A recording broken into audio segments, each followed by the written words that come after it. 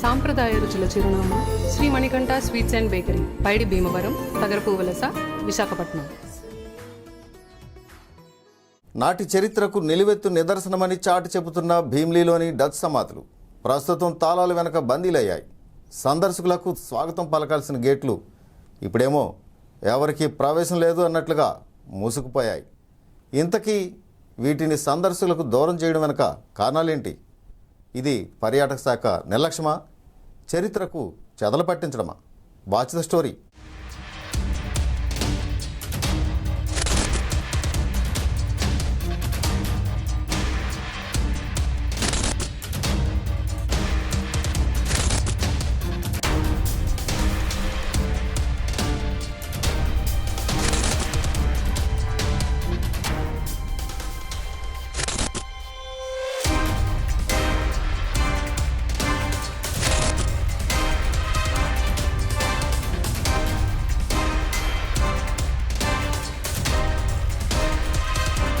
నిత్యం సందర్శకులతో కలకలలాడుతూ ఉండే ఈ ప్రాంతం ప్రస్తుతం కళావిహీనంగా మారింది. వందల ఏళ్ల చరిత్రకు సాక్ష్యంగా నిలిచిన ఈ డచ్ సెమెట్రీస్ భీమిలి తీరానికి ఒక ప్రత్యేక గుర్తింపును తెచ్చాయి. అయితే ఈ చరిత్ర ఎక్కడే ఆగిపోలేదు. భీమిలి బీచ్ రోడ్లోని ఈ ఫ్లాగ్ స్టాఫ్ సమాధులు డచ్ నుంచి బ్రిటిష్ పాలనకు మారిన కాలానికి నిలువుటద్దాలు.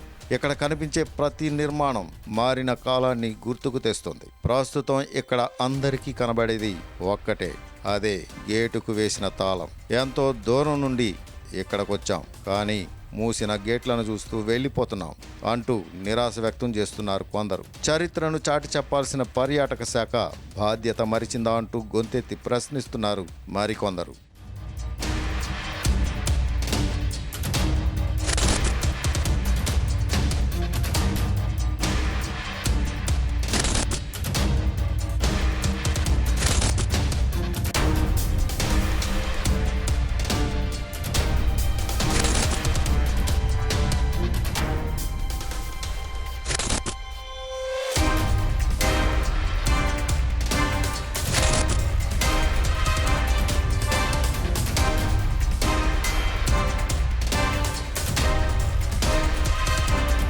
సమాధులు తాళం వేసుకే ఉంటుందండి రోజుకి. ఆ సమాధుల తాలూకాలో వచ్చి నన్ను అడిగేసి వెళ్ళిపోతుంటారు, కానీ తాళం తీసి ఎప్పుడు ఉండదండి, తాళం వేసే ఉంటుంది. చాలామంది చాలా దూరం నుండి వస్తుంటారు, కానీ తాళం ఎప్పుడూ తీసి ఉండదండి. చూడడానికే వస్తారండి, సమాధి గల్లోళ్ళు వస్తారనమాట. చాలా దూరం నుంచి, హైదరాబాద్ నుంచి చాలా దూరం. అక్కడ నుండి వస్తే తాళం నన్ను అడుగుతారు, అమ్మ తాళం ఉన్నది కదా ఇవ్వండి, లోనికి వెళ్ళి చూసి పూజ చేసి వెళ్తాను అంటారు. కనీసం ఒక్కరు పూట కూడా తాళాలు ఇప్పరండి ఎవరును. అలా పాపం ఆ పువ్వులు అన్నీ పట్టుకొని అలాగ వెళ్ళిపోతుంటారు, కానీ వచ్చిన మొహంలోనే అలాగ వెళ్ళిపోతుంటారు, మౌనంగా ఉండి వెళ్ళిపోతుంటారండి. ఎంతో సంతోషం మీద వస్తారు, తాళం వేసేటప్పటికి అది చూసి చాలా బాధగా వెళ్ళిపోతుంటారండి. 2 సార్లు గోడ దూకుతాం అనుకుని అవి గుచ్చుకుంటాయని భయం పడిపోయి ఆ గేడి దారి నుంచి అలా దండం పెట్టుకొని అలా వెళ్ళిపోతుంటారండి. ఇంగ్లాండ్ దొరలు వస్తుంటారండి, వాళ్ళు వచ్చేటప్పుడు కూడా తాళాలు వేసే ఉంటుందండి. దొరలు అంటారు కదండి, వాళ్ళు కూడా వస్తున్నారు. మొన్న 10 మంది వచ్చారు, వాళ్ళు వచ్చి తాళం అడిగారండి. తాళం అడిగితే నా దగ్గర తాళాలు లేదమ్మా, ఎప్పుడు తాళం వేసే ఉంటుంది, తాళం తీసి ఉండదు అని ఆ భయ్యాలు చెప్తే వాళ్ళు వెళ్ళిపోయారండి. వాళ్ళు దొరలే వస్తారండి, దొరలు కూడా ఎక్కువ మంది వస్తారు. 1 సంవత్సరం కాడ నుండి అవుతుందండి అలాగా. మొన్న గవర్నమెంట్ చెందిపోయింది అన్నారు కదండి, అప్పుడు నుండి తాళాలు వేసే ఉందండి. అప్పుడు నుండి ఒక్క రోజైనా తాళాలు తీయలేదండి. అలాగే తాళాలు వేసి ఉన్నది. పాత అతను ఉండేటప్పుడు డైలీగా తాళం తీసి ఉండేది అనమాట. కుమరపాలలో పైడిరాజు అని అతను ఉండేటప్పుడు డైలీగా తాళం తీసుకొని ఫోటో తీసుకొని లోనకి వెళ్ళి మొక్కలే ఉంటే ఎవరితోటైనా ఒక 1000 రూపాయలు ఎంతో ఇచ్చేసి మొక్కలే కొట్టించేవాడండి. ఇక్కడే ఉండేవాడు, ఇక్కడే సాయంకాలం దాకా ఉండేసి వెళ్ళేవాడు. అతను ఇక్కడ నుండి వెళ్ళిపోవడమే. అప్పుడు నుండి తాళం వేసే ఉందండి. తాళం అలాగే వేసే ఉంది. 2 సార్లు మాత్రం వచ్చి మొక్కలు కొట్టారండి. అటు నుంచి ఆ ఆఫీస్ నుండి వచ్చి 2 సార్లు వచ్చారు, మొక్కలు కొట్టేసి సాయంకాలం దాకా ఉండి వెళ్ళిపోయారండి వాళ్ళు తాళం వేసుకొని. ఇంకా అప్పటి నుండి తాళం తీయలేదండి. చూడడానికి వచ్చినప్పుడు ఎవరికైనా బాధ అనిపిస్తుంది కదండి.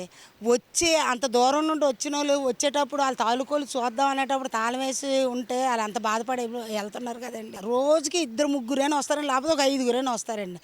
వచ్చేటప్పుడు అమ్మ తాళం ఉందిగా ఇవ్వండి, అమ్మ తాళం ఉందిగా ఇవ్వండి అని అడుగుతారు. తాళం నా దగ్గర లేదనైనా తాళం ఆఫీస్కే ఉన్నది, నాకు అప్పుడు అంటే పాత అతను ఉండేవాడు, టిఫిన్ తినడానికి వెళ్ళేటప్పుడు నాకు తాళం ఇచ్చేవాడు, అమ్మ ఎవరైనా వెళ్తే పంపించనివ్వరు. కనీసం ఇప్పుడు ఎవరు నాకు తాళం ఇవ్వలేదండి. వచ్చిన వాళ్ళందరూ నన్ను అడుగుతుంటారండి, బాత్రూమ్ పక్కనే కదమ్మా, ఈ సమాధులు పక్కనే కదా, నువ్వు తాళం ఇచ్చారు కదా ఇవ్వండి. ఏం అనలేనండి, ఏడు చెప్తామండి, తల్లి నాకు ఇవ్వలే, నా మీద కొట్టమ్మా, నేను చచ్చిపోయిన మీద కొట్టమ్మా, నాకు ఇవ్వలేదమ్మా అని చెప్తుంటానండి వాళ్ళకి. చెప్తే లేదమ్మా, ఏమేమి టీ తాగడానికి నేను ఇస్తాను తల్లి, తలుపు తీ తల్లి అంటారు. లేదు నాన్న, నా దగ్గర లేదు అంటే పాపం మౌనంగా వెళ్ళిపోతుంటారు. ఎంతో ఆనందంగా కారులో దిగుతారు, అది చూడగానే మౌనంగా వెళ్ళిపోతాం. పువ్వుల దండలు కూడా తెస్తారండి, క్యాండిల్స్ అంటాం కదండి, ఆ క్యాండిల్స్ కూడా తీసుకొస్తారు. ఇన్ని పువ్వులతో వచ్చేటప్పుడు ఎవరిది మన భీమిలీలోని దొరసానమ్మ అంటారు కదా, ఈ పైన ఉంటుంది, ఆయమ్మ కూడా వచ్చిందండి ఒక రోజు. వస్తే ఈ పైడిరాజు ఫోన్ చేసి, వైజాగ్ ఫోన్ చేసి అక్కడ నుండి తాళాలు తెప్పించానండి. గంట మీరు ఎంత ఆలస్యంగా వచ్చినాను మేము ఇక్కడే ఉంటామని పట్టుపట్టారండి వాళ్ళు, మన భీమిలీ వాళ్ళే. పట్టుపడితే వాళ్ళు వచ్చి తాళం తీస్తే అప్పుడు పూజ చేయడానికి వెళ్ళారండి వాళ్ళు. మన భీమిలీ దొరసానమ్మ అంటాం కదా ఆవిడే.